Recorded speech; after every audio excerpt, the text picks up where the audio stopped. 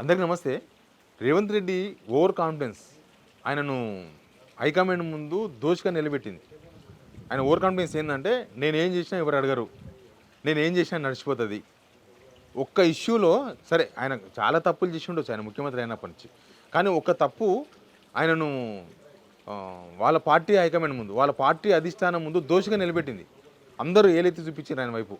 ఢిల్లీలో మీటింగ్లో ఏలెత్తి చూపించి నువ్వే తప్పు చేసినావు, దానికి సమాధానం చెప్పే పరిస్థితి కూడా లేదు, దానికి సమాధానం కూడా లేదు చెప్పనికి.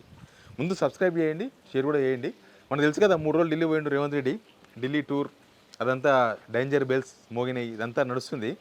కానీ ఒక విషయంలో రేవంత్ రెడ్డి ఆయన చేస్తే చాలా పెద్ద తప్పులు ఉండొచ్చు, కానీ ఒక ఒక ఒక తప్పిది ఆయనను ఒక ఇక్కడనో గర్జిస్తాడు ముఖ్యమంత్రిగా, ఆడ నోరు తీర్చే అవకాశం లేకుండా పోయింది ఆ తప్పుతోన. ఏంటంటే యాదగిరిగుట్టకు బోర్డు వేయడం, అది ఎవరితో చర్చించకుండా వేయడం, ఎవరితో మాట్లాడకుండా వేయడం. ఈ విషయం మీద డైరెక్ట్గా మహేష్ కుమార్ గౌడ్ డైరెక్ట్గా అధిష్టానం ముందు ఓపెన్గా మాట్లాడినట. అసలు ఎవరితో డిస్కస్ చేయలేదు, ఒక పార్టీతో డిస్కస్ చేయలేదు, నల్గొండ జిల్లా ప్రజాప్రతినిధితో డిస్కస్ చేయలేదు. అసలు ఎవరిని అడిగి పాలక మండలి వేసినారు, ఎందుకోసం వేసినారు పాలక మండలి? పాలక మండలి వేయాలనుకున్నప్పుడు అది అందరితో డిస్కస్ చేసి వేయాల్సిండే. ఇప్పుడు సత్యనారాయణ రెడ్డి ఎంఎస్ఎన్ ఫార్మా ఆయన వేసినారు, తర్వాత చిరంజీవి భార్య, ఇంకా కొంతమంది చాలా మంది ఉన్నారు. ఆ ఇష్యూ రేవంత్ రెడ్డిని బాగా ఇరికించేసింది. ఆ విషయంలో ఆయన సమాధానం కూడా చెప్పుకునే పరిస్థితులు లేడు. ఇప్పుడే కాదు, ఇప్పటి వరకు ప్రతి దానికి ఏదో ఒక కౌంటర్ ఇచ్చుకుంటూ వచ్చిండు. కానీ అసలు యాదగిరిగుట్టలో ఎందుకు ఈ బోర్డు వేసిండ్రు, ఎందుకు వీళ్ళే ఉన్నారు, ఎందుకు చిరంజీవి భార్య వచ్చింది, ఎందుకు ఎంఎస్ఎన్ అధిపతి సత్యనారాయణ రెడ్డి వచ్చిండు, ఎందుకు ఈ ఇండస్ట్రియలిస్ట్ అందరిని తీసుకొచ్చి గుట్టకు పెట్టిండు, అసలు ఎందుకు ఎవరితో డిస్కస్ చేయలేదు? ఒక మంచి అనుకో, దానిలో ఏం కాన్స్పిరెన్సీ లేదు, ఏం తప్పు లేదు. అట్లాంటప్పుడు ఏం చేస్తారు? ఎవరైనా కూడా అందరితో డిస్కస్ చేస్తారు. అందరితో డిస్కస్ అంటే మినిమం నల్గొండ జిల్లా లీడర్లతో. కోమటిరెడ్డి రాజగోపాల్ రెడ్డి ఫస్ట్ డిస్కస్ చేయాల్సి ఉండే అన్నాడు, తర్వాత ప్లేట్ ఫిరాయించి ఏదో అన్నాడు, అది వేరే విషయం. ఆ రోజే మహేష్ కుమార్ గారు తప్పట్టిండు, అది నిజంగానే మాట్లాడాల్సి ఉండే, ఇన్ఫర్మేషన్ ఇవ్వాల్సి ఉండే. మన నల్గొండ జిల్లా లీడర్లకు కూడా సమాచారం ఇవ్వకుండా, క్యాబినెట్ సహచరులకు కూడా సమాచారం ఇవ్వకుండా ఆ నిర్ణయం తీసుకున్నారు. దాంతో ఆయన హైకమాండ్కి దొరికిపోయింది. సింపుల్గా చెప్పాలంటే హైకమాండ్ ఏం చేస్తుందంటే మొత్తం ఒక చిత్రగుప్తులాగా మొత్తం తప్పులని రాసి పెడతారు. కాంగ్రెస్లో ఇది ఒక సాంప్రదాయం. కాంగ్రెస్లో ఎవరినైనా తప్పించాలన్నా, ఎవరినైనా లేపేద్దామన్నా, ఎవరైనా టార్గెట్ చేద్దామన్నా మొత్తం రెడీ చేసుకుంటారు చిట్టా. సప్పుడే చేయరు, సౌండ్ చేయరు. ఈయన ఫస్ట్ నుంచి ఈ 2.5 ఇయర్స్లో ముఖ్యమంత్రి అయినప్పటి నుంచి ఏమేమి తప్పులు చేసిండు, హైకమాండ్ ఎట్లా ఎదిరించిండు, పార్టీని ఎట్లా నష్టపరిచిండు, గవర్నమెంట్లో ఎట్లా తప్పు నిర్ణయాలు తీసుకున్నాడు, తర్వాత ఎప్పుడు ఏమేమి మాట్లాడిండు, రాహుల్ గాంధీని కూడా కించపరిచే విధంగా ఎట్లా మాట్లాడిండు, రాహుల్ గాంధీ తక్కువ చేసి ఎట్లా మాట్లాడిండు, మొత్తం అన్ని రాసి పెట్టుకుంటారు. పెట్టుకొని ఒకటి పెట్టుకుంటారు, ఇంకొకటి ముందర టార్గెట్. ఆ ఒక్కడితోనే మిగతా మొత్తం కథ అంతా సమాప్తం చేస్తారనమాట. కాంగ్రెస్లో ఉన్న ఇది ఒక ఒరిజినల్ సాంప్రదాయం ఇది. అది రేవంత్ రెడ్డికి అర్థమైందా, లేకపోతే ఈ సూర్రా అంటే ఇల్లంతా నాదే అనుకున్నాడా, ఏమైందో తెలియదు. కానీ ఆయన ఖచ్చితంగా చెప్పాల్సిండే. కనీసం చాలా విషయాలు, చాలా నిర్ణయాలు అన్నీ రాహుల్ గాంధీ పేరు చెప్పేసి ఖతం చేస్తారంట ఇక్కడ. అంటే ఒక ఒక ఆయనకు ఏదో పదవి ఇస్తారు. ఏంది అంటే ఇది ఆల్రెడీ రాహుల్ గాంధీ దృష్టిలో ఉంది, రాహుల్ గాంధీ చెప్పేసినామని చెప్పేస్తాడు. అది రాహుల్ గాంధీ చెప్పిండో లేదో వీళ్ళు అడగరు, రాహుల్ గాంధీ చెప్పాడు. ఇట్లాంటి చాలా నిర్ణయాలు జరిగినాయంట పార్టీలో, ప్రభుత్వంలో.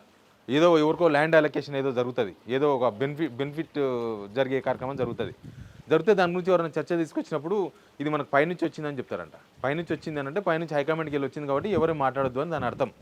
అందుకే ఆయన ఢిల్లీ పోయినప్పుడల్లా ఏదో రాహుల్ గాంధీని కలిసినట్టుగా, లేకపోతే కేసీ వేణుగోపాల్తో సీరియస్ డిస్కస్ చేసినట్లుగా, అసలు ఇక మొత్తం కాంగ్రెస్ని ఆయన్నే హ్యాండిల్ చేస్తున్నట్లుగా, ఆయన మీదే హైకమాండ్ నమ్మకం పెట్టుకున్నట్లుగా, ఎవరైనా సరే రేవంత్ రెడ్డికి భయపడాలన్నట్లుగా, ఎవరైనా సరే రేవంత్ రెడ్డి చెప్పింది వినాలన్నట్లుగా ఒక వాతావరణం క్రియేట్ చేస్తారు రేవంత్ రెడ్డి గారు. అది అన్నిసార్లు వర్కౌట్ కాదు. ఇప్పుడు బెడిచికొట్టింది. ఇప్పుడు నాకు తెలిసి బహుశా లోపలని చెప్పింటాడు, హైకమాండ్కి చేసినా అని చెప్పి ఉండొచ్చు. కానీ ఇప్పుడు హైకమాండ్ ముందరనే దోషిగా నిలబడాల్సి వచ్చింది.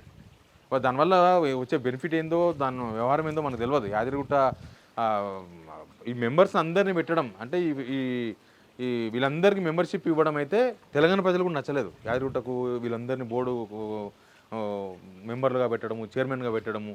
నిజానికి కొంత ఆధ్యాత్మిక భావన ఉన్న వాళ్ళని, కొంత తెలంగాణ చరిత్ర తెలిసిన వాళ్ళని, తెలంగాణ వ్యవహారాలు తెలిసిన వాళ్ళని కూడా పెడితే బాగుండే. వీళ్ళు తెలంగాణలో ఉండొచ్చు, చిరంజీవి భార్య తప్ప మిగతా వాళ్ళందరూ. కానీ ఆధ్యాత్మిక శోభ కూడా ఉండాలి కదా, అది కూడా ఉండాలి. దీనిలో అట్లాంటి వాళ్ళు ఎవరు కనబడకపోవడం తెలంగాణ సమాజం నచ్చలేదు. కానీ సొంత పార్టీ కూడా నచ్చలేదు. అది ఇక్కడ ఇంపార్టెంట్ ఇష్యూ. సొంత ఎమ్మెల్యేలకు నచ్చలేదు, సొంత మినిస్టర్లకు నచ్చలేదు, ఆయన క్యాబినెట్ మినిస్టర్లకు నచ్చలేదు, సొంత పార్టీ ప్రెసిడెంట్ మహేష్ కుమార్ కూడా నచ్చలేదు. అసలు దీని మీద కనీసం చక్కదిద్దుకునే ప్రయత్నం కూడా చేయలేదు రేవంత్ రెడ్డి. ఎందుకు చక్కదిద్దుకునే ప్రయత్నం చేయలేదంటే ప్రకటించేసిండు, అన్ని విమర్శలు వచ్చినాయి, అందరూ వేలెత్తి చూపించిండు రేవంత్ రెడ్డి వైపే, అరే నువ్వే మొత్తం చేసినావు ఇదంతా, అసలు ఇదంతా ఎందుకు చేసినావు అని ఏలు చూపించిండ్రు. వాళ్ళకు కూడా సమాధానం చెప్పలేదు. లాస్ట్కు ఢిల్లీలో పోయి బోన్లో నిలబడాల్సి వచ్చింది. ఇప్పుడు వాళ్ళు ఇదొక్క రీజన్ చూపించేసి ఏమేం చేస్తారో తెలియదు, ఏమేమి నిర్ణయాలు తీసుకుంటారో తెలియదు. ఇప్పుడు ఆల్రెడీ ఒక 2 పేపర్లో వార్త రాసిన, ఇంగ్లీష్ పేపర్లో ఒక వార్త చూసినాను. ఇప్పటి నుంచి గవర్నమెంట్లో కానీ పార్టీలో కానీ ఎక్కడైనా సరే సొంతంగా నిర్ణయాలు తీసుకునే లేదు. ఖచ్చితంగా కోఆర్డినేషన్ కమిటీ ఉంటుంది, వాళ్ళు 15 డేస్కి ఒకసారి కూర్చుంటారు. ఆ 15 డేస్ ఆ నిర్ణయాలు ఏమున్నా కూడా అక్కడ డిస్కస్ చేసిన తర్వాతనే నేను తీసుకోరు. ఇక రేవంత్ రెడ్డి పరపతి తగ్గిపోయినట్లే కదా.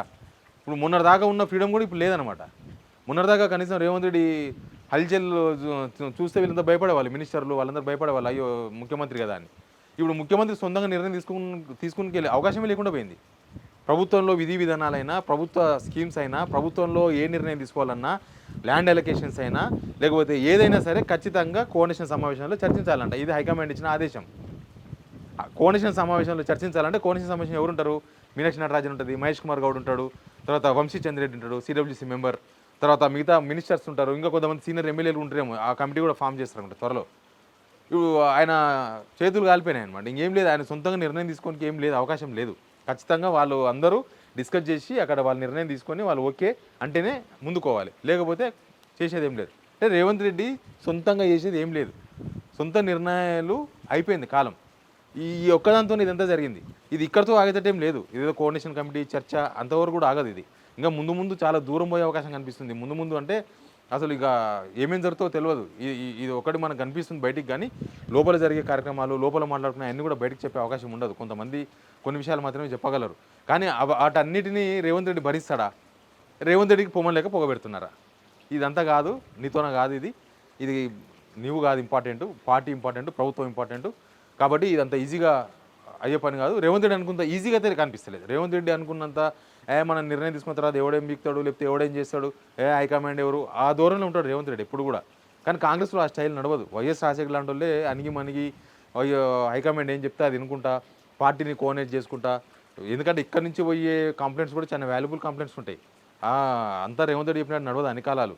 ఇక్కడ నుంచి పోయే కంప్లైంట్స్ అన్నీ ముదిరిపోయినాయి కదా. ఇప్పుడు ఆ కంప్లైంట్స్ మొత్తం పేర్చుకున్న తర్వాతనే రేవంత్ రెడ్డి మీద యాక్షన్కు తెగబడ్డారు వాళ్ళు.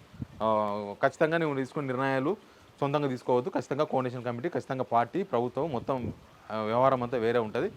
ఇప్పుడు ఏమైంది, రేవంత్ రెడ్డి ఇన్ని రోజులు ఏదైతే పెత్తనం చలాయించిండో వీళ్ళ మీద వాళ్ళ మీద, నేనే ఫైనల్, నేను మోనార్కును, నేను చెప్తే శాసనం, ఇట్లాంటివన్నీ పోయినాయి. ఇప్పుడు ఆయన చెప్తే శాసనం కాదు, ఆయన చెప్తే పేపర్ కూడా కాదు, లాస్ట్కు శాసనం కాదు. ఇప్పుడు మొత్తం వీళ్ళందరూ డిస్కస్ చేయాలి, వీళ్ళందరూ మాట్లాడుకోవాలి, దాని మీద 4-5 సార్లు మీటింగ్ పెట్టుకోవాలి, అందరు డిస్కస్ చేసుకున్న తర్వాత అప్పుడు రేవంత్ రెడ్డి నిర్ణయం.